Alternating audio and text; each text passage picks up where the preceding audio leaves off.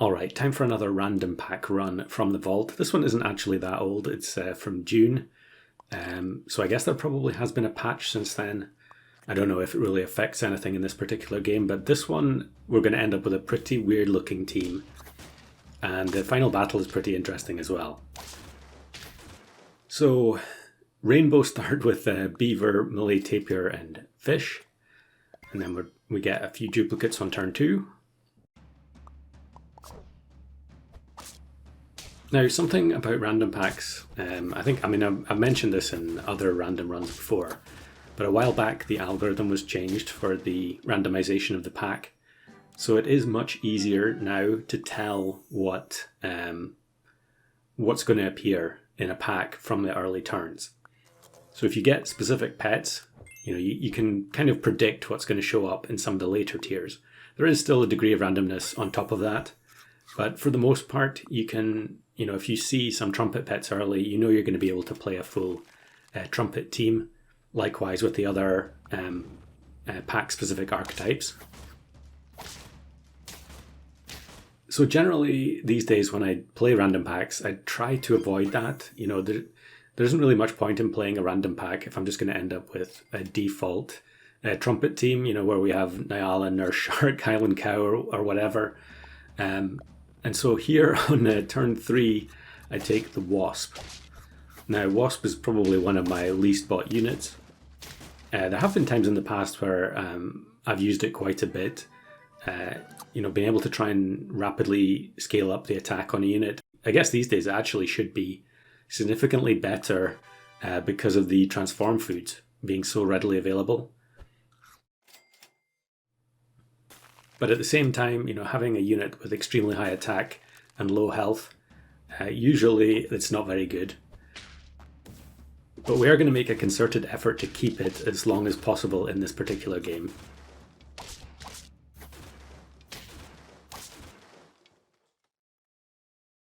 So we get to level 2. I'm just going to take it now because the Wasp's ability goes off every second turn. And that means it's going to go off on turn 7. And then here we do the Hercules Beetle Cell to guarantee that the Wasp gets all of the attack. And you'll see that that makes a pretty big difference on the next turn when the ability goes off. I think maybe I'm just going to sacrifice a life here in order to buy the food instead. Okay, no, we do take the Pygmy Hippo since we rolled a double. But yeah, we fully expect to lose the next turn. That's fine. We're going to try and bring things back once we've got our ultra powerful 34 attack Wasp on turn 7. Now, usually that's just going to be a complete waste because the units on the opposing team are not going to be big enough where they need 34 attack to knock them out. I guess it could apply in some situations where people have already pilled a turtle and then you can one-shot through the melon, but yeah, I think definitely not the correct play if you're really focusing on trying to win this run.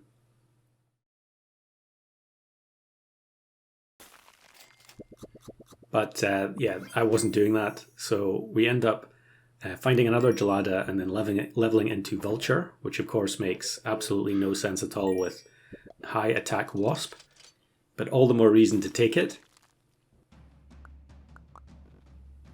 So yeah, the Wasp here completely wastes a huge amount of attack there,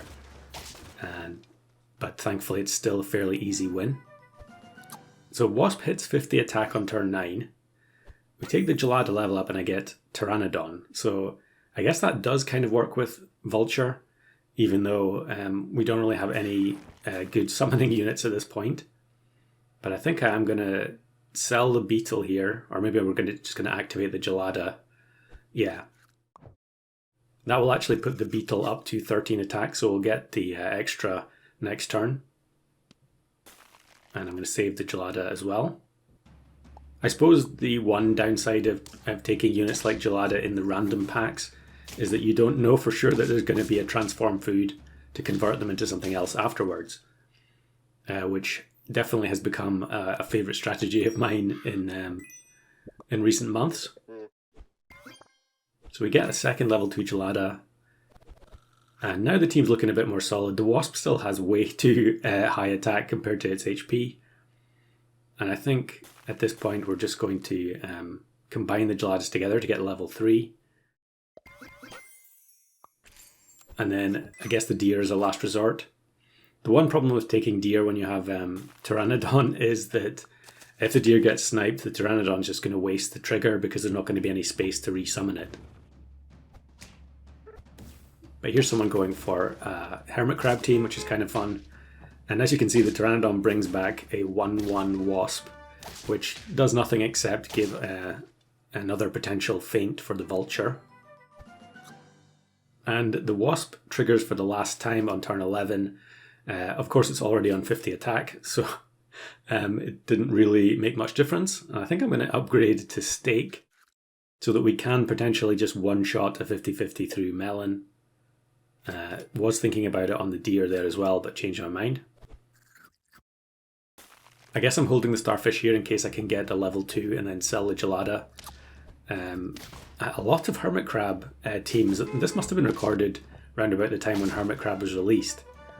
And very funny here where the Doggo comes in and then copies the Wasp, and so does the Hermit Crab. So they managed to get 2 1-1 units there from 2 cocoa beans.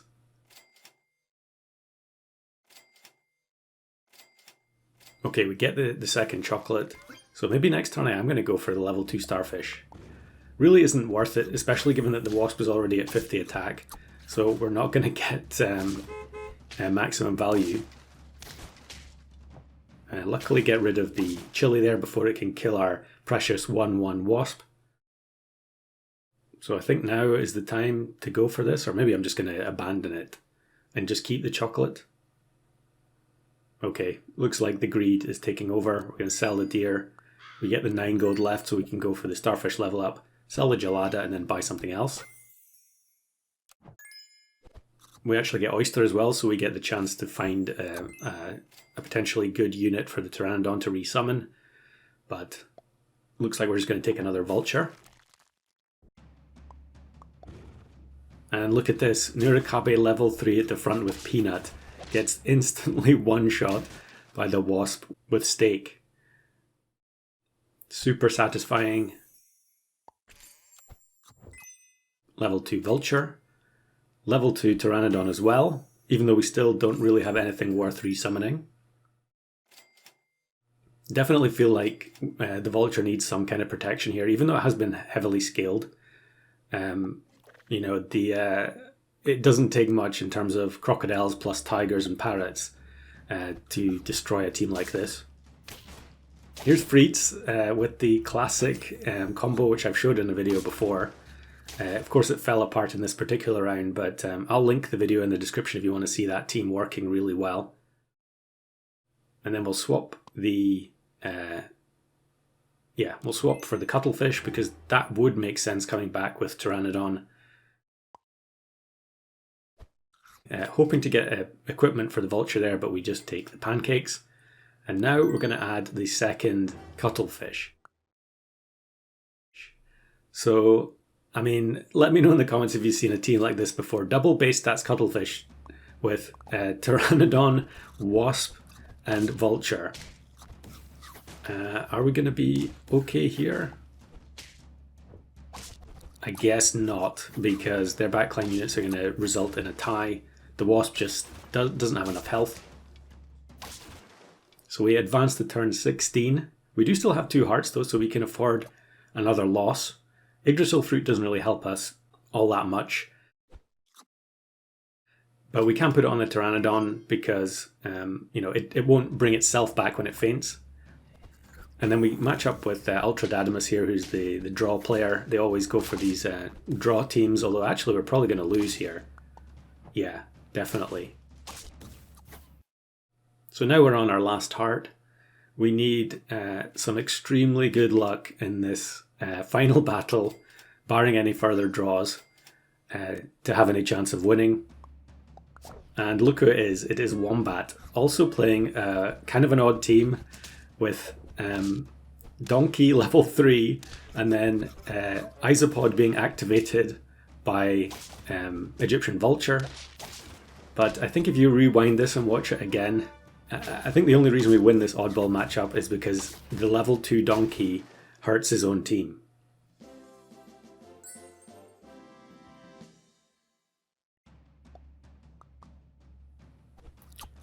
So now let's just have a look at some other random pack games. This one I thought was quite a fun team. We do end up losing here just to the summon from the Orca. But the Firefly triggering the monkey face bat I thought was pretty fun. And then this one is really unfortunate. Pandora's Box level 2. And unfortunately they have the Marine Iguana, which immediately heals the massive ant at the front of the team. And we lose to the double tier 1 squad on turn 18. Then here's a sloth game. Unfortunately, we didn't have enough attack here to deal with the double melon at the front of the Metabusk squad. And although the Vikita does increase the size of the doggo, it's not even close. I think I had a couple of sloths in the space of a couple of days on random packs. And then here's one against Don R, who absolutely wipes my entire squad with this Anubis weakness team. Like, you'd think we would counter that team there with Porcupine and Geometric Tortoise, but it wasn't to be. And yeah, here we go. Here's the other random sloth. This was a pretty strong looking team, I felt, with the double Rockhopper, but it's actually a 1 HP breakpoint there for the loss because the Manticore removed everything.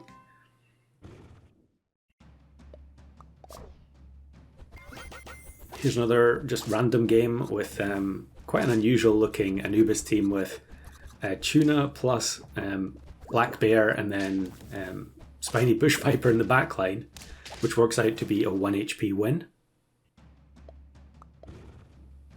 Another round from the same game, another weird Anubis team. I wonder if some of these are actually random back runs as well. And then you can see here that it works out to be a draw because the Toasty goes onto the Nurshark in the back. Rare matchup against level 3 Fire Pup. But yeah, the massive 50-50 Weasel with Melon is going to prove too much here. And not a good opponent to have Whale Shark 50-50 against.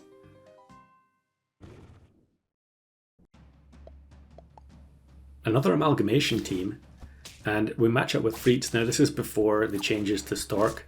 So here the level 3 Stork plus Mushroom is the classic extremely OP Stork that produces tier 5s. And it's Nessie plus Scorpion. And I think we're just going to lose.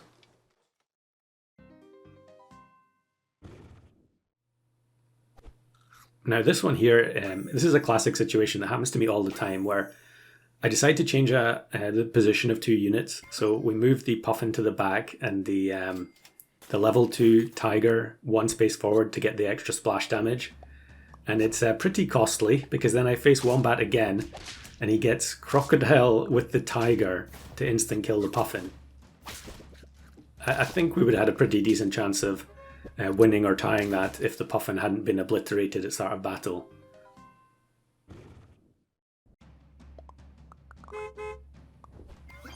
And then this one, not the most exciting final team. You know, we've had heavy scaling from the Moose here, but the reason I show it is because it is the level 3 Golden Tamarin achievement. There's always something extra satisfying about getting achievements in a random pack.